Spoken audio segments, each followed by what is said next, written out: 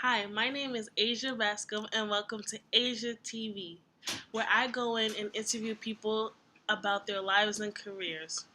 Today, we will be interviewing Kaya Mattioli about how she is trying to become a computational biologist. Biologists study life and its building blocks and like to discover things that will help understand our world better. Let's welcome Kaya. Hello. Hi, Asia. Nice to be on Asia TV. Thank you so much for having me. Thanks for coming.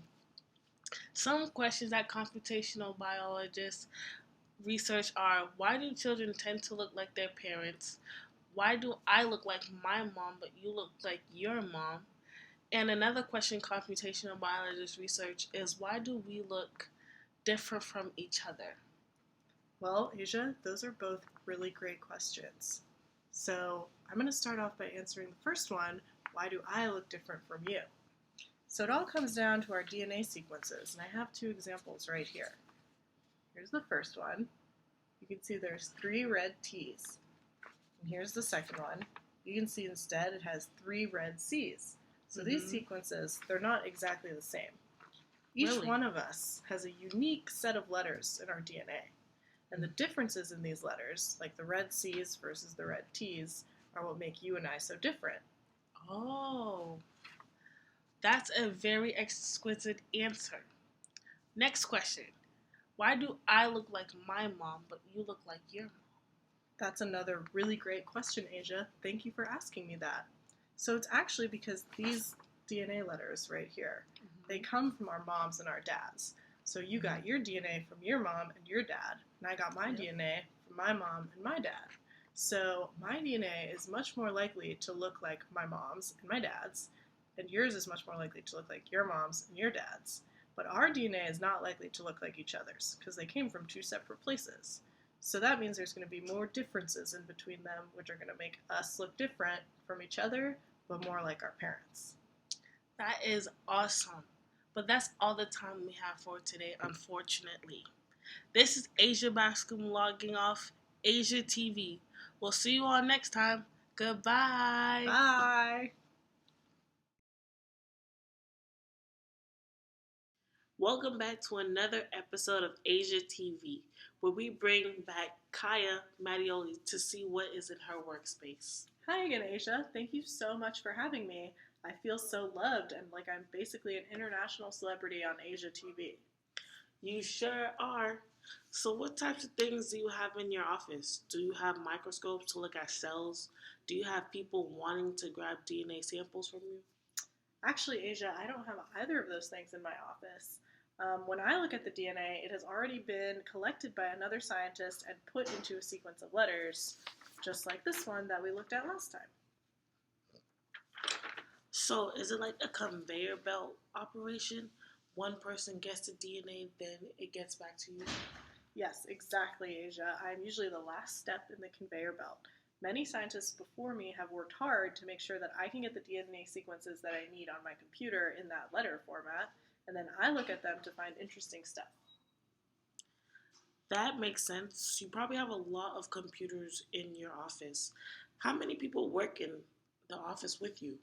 So there's actually 5 of us that work together in that office, and we all do very similar things.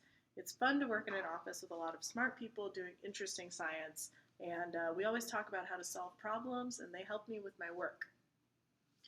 Thanks, Kaya, for that enlightening view into the workspace of a computational biologist. This has been a great time with you, but sadly it has to end. This is Asia signing off. Goodbye. Until next time. Bye! Welcome back to the 3rd episode of Asia TV, where we bring back Kaya Mattioli to talk about things computational biologists have discovered. This is Asia Bascom saying good morning. Let's welcome Kaya Mattioli. Hi, Asia. Thanks again for having me. So, Kaya, what have computational biologists discovered by studying human DNA samples? Well, Asia, that's a great question. Computational biologists have discovered a lot of cool stuff. And in recent years, one thing that we've discovered is some of the parts of our DNA that are involved in height. So, by studying the genetics of tall people compared to the genetics of short people, we've come up with a list of parts of our DNA sequences that control how tall we are. Isn't that cool? That is very cool. So, Kaya, can you predict how tall you think I'm going to be when I'm fully grown? Great question. Unfortunately, DNA is so long and so complicated that we haven't figured out nearly all of the puzzle pieces yet. So while we understand some parts of what makes somebody taller than another person, it's still impossible to predict somebody's height based only on their DNA. I heard that height can be influenced by how many vegetables you eat and the amount of sleep you get. Is that true?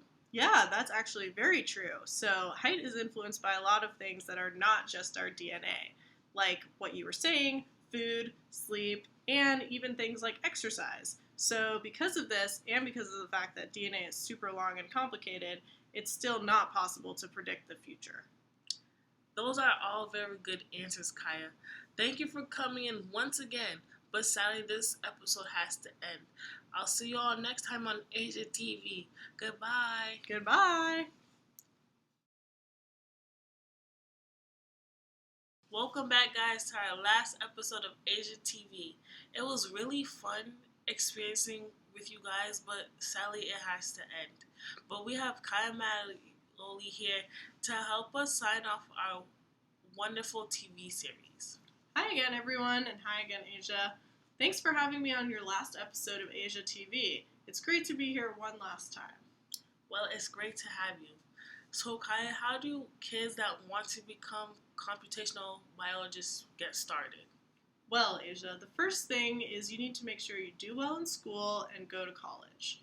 And then in college, if you do decide that you're interested in becoming a computational biologist, you should major in either biology or computer science. Because you want to be able to understand the science of the biology, but you also need to know how to work a computer and to program and code. So, how many years do you think that people need to study in order to become a full-time computational biologist? That's a really good question, Asia, and the answer is it actually just depends a lot on what you want to do. So, for example, if you want to go work for a big company that's working on things like developing pharmaceutical drugs or something like that, usually having a college degree is enough experience. But if you want to do something like be a professor, which I do, you often have to go to school for much longer. So I am actually currently in graduate school, which is what you go to after you graduate even from college, and I'm getting my PhD at Harvard. So when this is all over, I will actually have been in school for 22 years of my life. That is a very long time, Kaya. And it's really cool how you stuck through it all those years. What an inspirational way to end our last episode of Asia TV. Kaya, thank you for helping me sign off. And this is Asia and Kaya saying have a great holiday season and make sure you eat all your turkey. Goodbye. Bye.